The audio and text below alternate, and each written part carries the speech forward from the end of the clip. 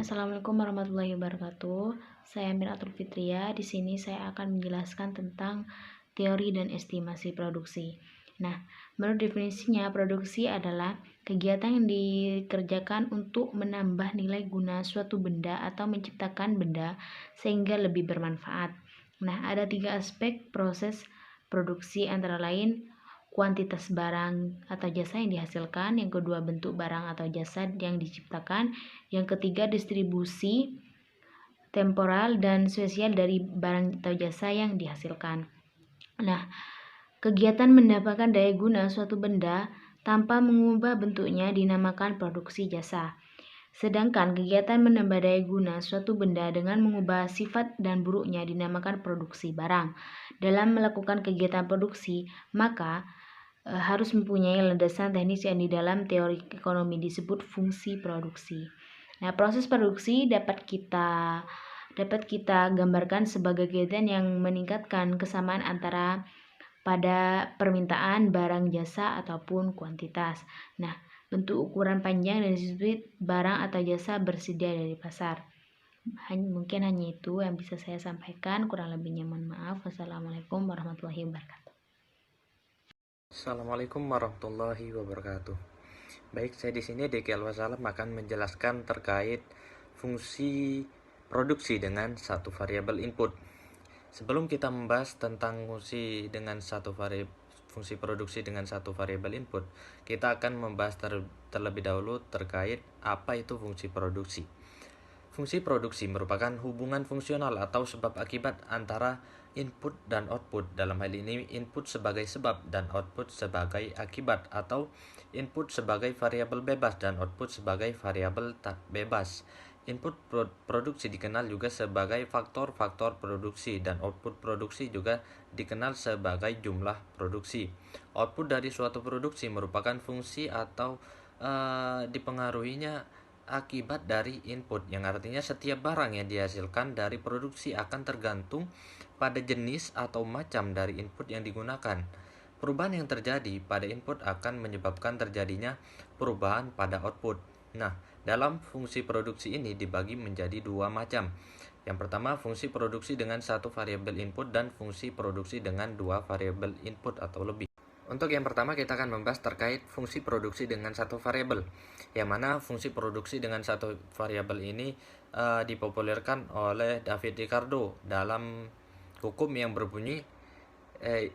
disebut dengan the law diminishing of return, yang mana bunyinya yakni jika faktor produksi yakni tenaga kerja ditambah kuantitasnya, maka hasil produksi total akan mengalami kenaikan. Jika penambahan terus dilakukan, maka penambahan total produksinya akan mencapai titik maksimum, dan produksi dengan satu variabel ini kemudian akan menurun hingga mencapai angka negatif.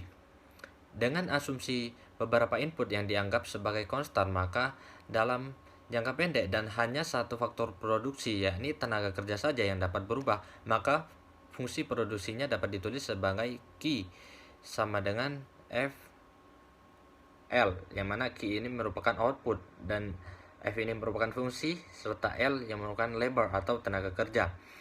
Persamaan fungsi ini kemudian menjadi sangat sederhana karena hanya melibatkan tenaga kerja saja untuk mendapatkan tingkat produksi suatu barang tertentu, yang artinya faktor produksi yang dapat berubah dan mempengaruhi tingkat produksi ini adalah hanya jumlah tenaga kerja. Jika perusahaan berkeinginan untuk menambahkan tingkat produksi, maka perusahaan hanya dapat menambahkan jumlah tenaga kerja. Oleh karenanya kemudian didapatkan pengertian fungsi produksi dengan satu variabel input, yakni adalah analisis jangka pendek di mana faktor produksi yang tidak dapat diubah, hubungan produksi di mana terdapat satu variabel dan yang lainnya tetap. Berlaku hukum pertambahan hasil yang semakin berkurang, yakni apabila faktor variabel itu ditambah secara terus-menerus, maka outputnya semakin lama akan semakin menurun secara rata-rata, dikarenakan semakin besarnya faktor pembagi sementara faktor yang dibagi tetap. Dan bila hal ini terus dilakukan, maka produksi total pun akan semakin menurun, dikarenakan faktor produksi tetap semakin jenuh semakin lama atau kehabisan nilainya. Misalkan tanah yang kehabisan unsur haranya sehingga mengurangi kesuburannya bila ditanami atau digarap secara terus-menerus. Oleh karenanya kemudian Ya itu yang mungkin dapat saya sampaikan. Selanjutnya akan dilanjutkan oleh rekan saya, Saudara Ali Widat. Terima kasih. Baik, di sini saya akan melanjutkan presentasi dari teman kelompok saya sendiri mengenai fungsi produksi dengan dua variabel.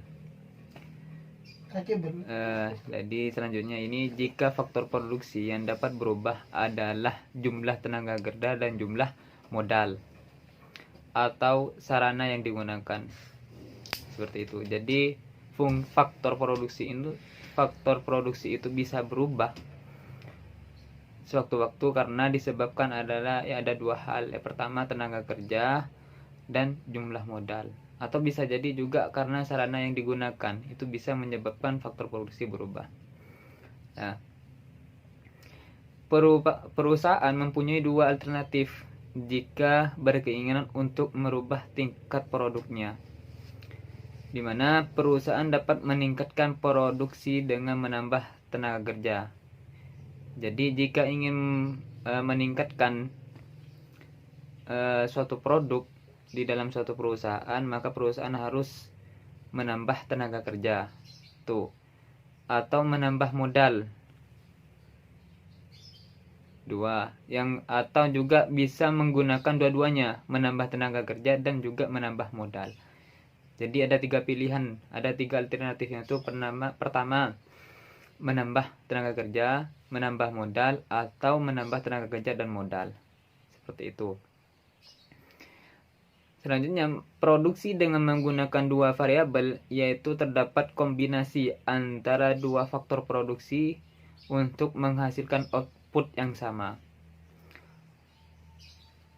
Kombinasi itu bisa antara tanah dan tenaga kerja, atau dengan teknologi, perkecualian dengan teknologi yang tidak mudah harus diubah karena memerlukan waktu yang relatif lama, seperti itu. Yang paling mudah dikombinasikan adalah antara faktor produksi TK dan modal.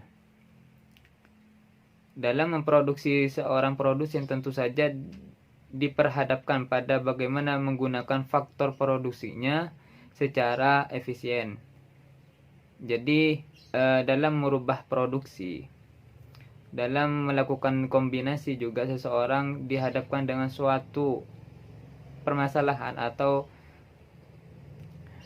bagaimana dihadapkan dengan sesuatu bagaimana menggunakan faktor produksinya secara efisien, secara benar untuk hasil yang maksimum, seperti itu. Oleh karena itu, produsen akan berusaha mencari kombinasi terbaik antara dua faktor input tersebut. Nah, selanjutnya, hasil produksi sama dalam teori ini akan ditunjukkan oleh suatu kurva yang diberi nama squat, atau dikenal dengan biasanya disebut squat CC. Sedangkan biaya yang digunakan dalam rangka menghasilkan produk tersebut disebut biaya sama. Seperti itu. Yang pertama, kurva produksi sama, yaitu disebut juga isoproduct kurva, atau kurva yang menggambarkan kombinasi dua macam input untuk menghasilkan output atau produksi yang sama jumlahnya. Jadi yang pertama itu teori ini yaitu kurva produksi sama, menggunakan kurva produksi sama untuk menghasilkan output yang sama jumlahnya. Biaya sama. Yang selanjutnya yaitu teori garis biaya sama. Teori ini adalah suatu kurva yang menggambarkan biaya yang dikeluarkan oleh produsen dalam rangka memproduksi dengan menggunakan beberapa faktor input tertentu. Isokat ini membatasi dan membedakan kemampuan produksi dan produsen. Semakin besar isokatnya, maka makin besar pula hasil yang dapat diperoleh. Gitu. Jadi semakin besar biayanya, maka makin besar pula hasil yang dapat diperoleh. Gitu loh.